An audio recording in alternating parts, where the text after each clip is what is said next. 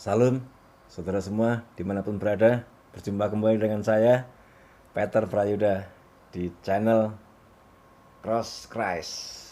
Salib Kristus mengubah nasib semua manusia yang percaya. Saudara yang dikasihi Tuhan, kita sampai kepada video tentang disiplin gereja. Nah, di video-video sebelumnya, kita sudah membahas secara singkat. Durasi juga tidak terlalu lama, sehingga tidak terlalu banyak memakan kuota internet. Nah, untuk video selanjutnya ini, saya akan membahas tentang proses dari disiplin gereja. Mari kita berdoa terlebih dahulu. Bapa di surga, didiklah kami menjadi seorang penurut firman, dan kami juga menjadi pelaku firman. Dalam nama Yesus kami berdoa. Amin. Proses disiplin gereja di dalam sebuah gereja itu harus perlahan, tapi pasti penuh kehati-hatian, penuh kasih sayang, penuh hikmat Tuhan, penuh keadilan, bukan suatu tindakan yang sembrono, karena ini akan berdampak kepada seluruh persekutuan dan seluruh pelayanan. Bahkan eksesnya bisa keluar dari gereja itu, bisa berdampak keluar, karena antara gereja yang satu dengan gereja yang lain itu ada ikatan tubuh Kristus. Walaupun lain sinode, walaupun lain pentabisan, tetapi ada satu ikatan, yaitu ikatan tubuh Kristus. Ada rupa-rupa pelayanan, tetapi satu Tuhan, satu tubuh. Nah, hal ini perlu kehati-hatian, perlu hikmat Tuhan, perlu ada niat di sini, ada kasih sayang, bukan niat jahat untuk mengenyahkan orang itu. Hal ini perlu dilakukan ketika seseorang itu berdosa, menunjukkan setidaknya beberapa kepentingan dalam memerangi dosanya. Jadi pelaksananya adalah orang-orang yang sungguh-sungguh takut akan Tuhan, sungguh-sungguh dia terbukti cinta kepada Tuhan, mengasihi tubuh Kristus, mengasihi gereja Tuhan, mengasihi pekerjaan Tuhan, mengasihi pelayanan, dan mengasihi orang itu.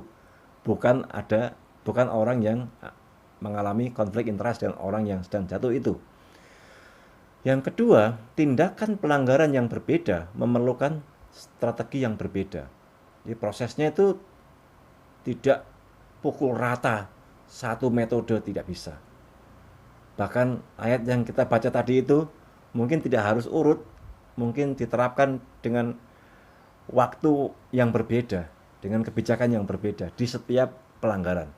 Walaupun kasusnya sama, misalnya perselingkuhan atau kasus moral keuangan atau yang lainnya, kasusnya sama keuangan tapi kebijakannya bisa berbeda.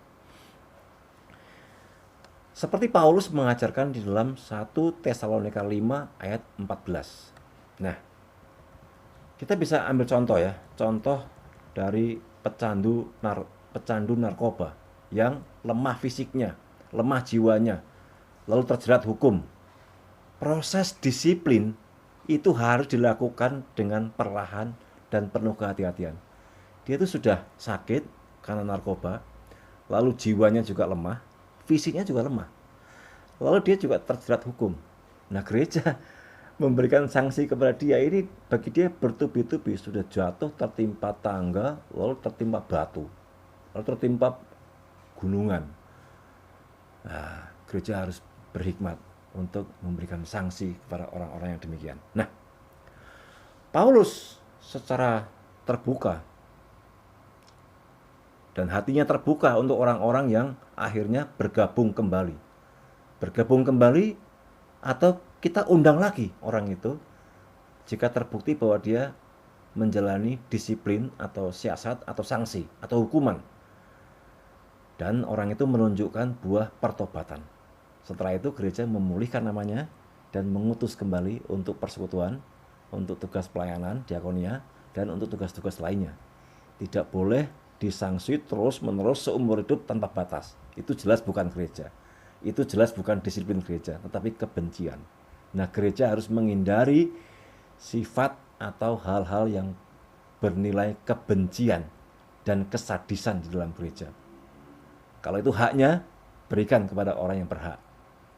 Berhak untuk menerima kasih dan keadilan Allah. Nah, saudara, ada beberapa kasus yang harus dipercepat. Ini namanya exception, pengecualian.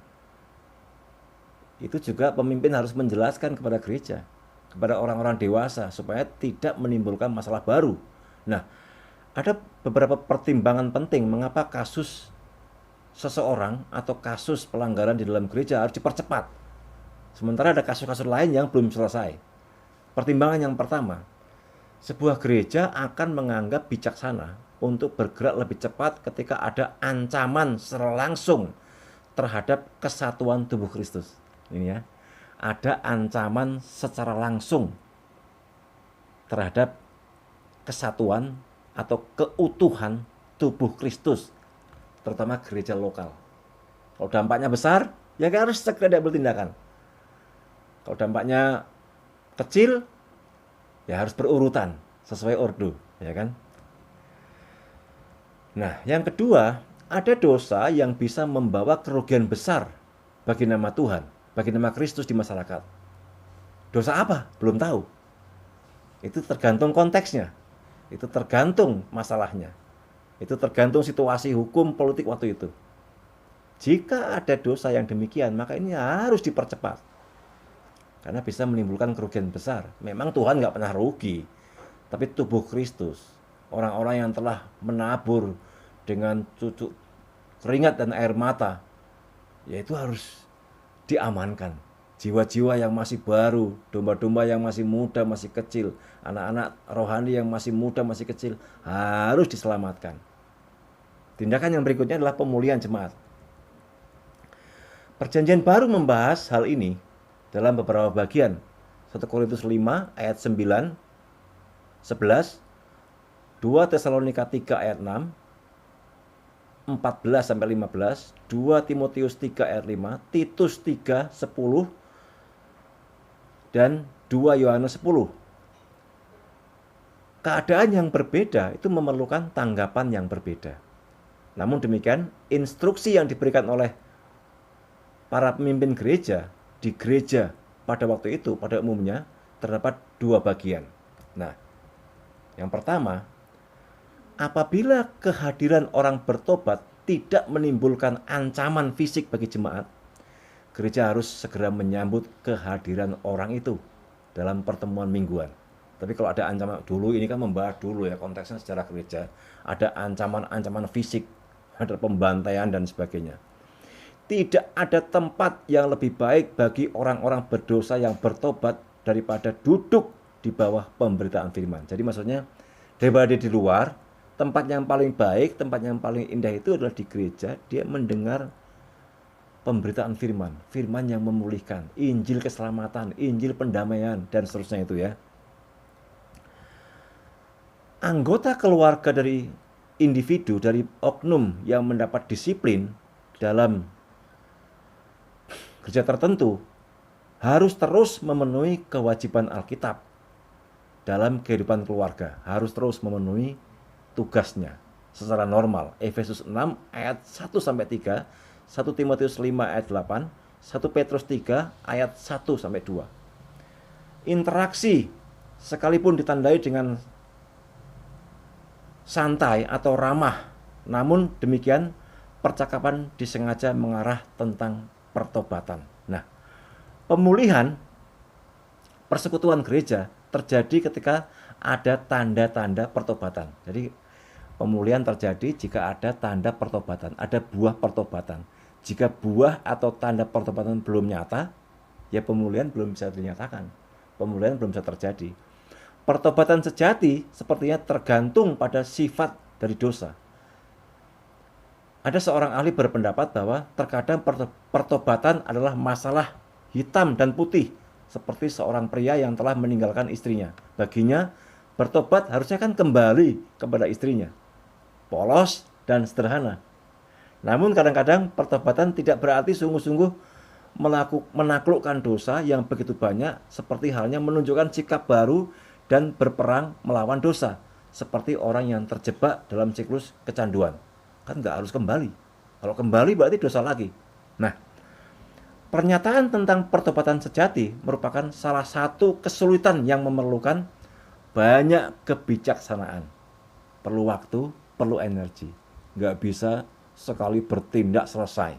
Jika kita mengasihi tubuh Kristus, mengasihi pelayanan, mengasihi persekutuan umatnya, ini perlu energi. Kita harus meluangkan waktu, menganggarkan energi, menganggarkan biaya untuk tindakan-tindakan disiplin gereja. Maka perlu keseimbangan antara perhatian yang diberikan dengan kasih sayang. Diperlukan beberapa waktu untuk menunjukkan buah pertobatan, tetapi mungkin juga hanya sedikit waktu. Jadi ada yang sedikit waktu, ada yang banyak waktu, tergantung. Itu kontekstual. Itu kita perlu hikmat Tuhan, hikmat Roh Kudus. 2 Korintus 2 ayat 5 sampai 8. Nah, saudara, nantikan video saya selanjutnya masih membahas tentang disiplin gereja. Bagaimana menerapkannya.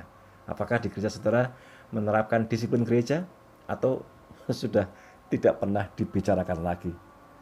Memang gereja masa kini, gereja di era revolusi industri 4.0 terlalu serius membicarakan tentang berkat dan menjadi berkat, dan melupakan tentang hidup suci, hidup kudus, lalu menguduskan orang, memulihkan orang ke dalam persekutuan yang kudus, dan meninggalkan praktik disiplin gereja.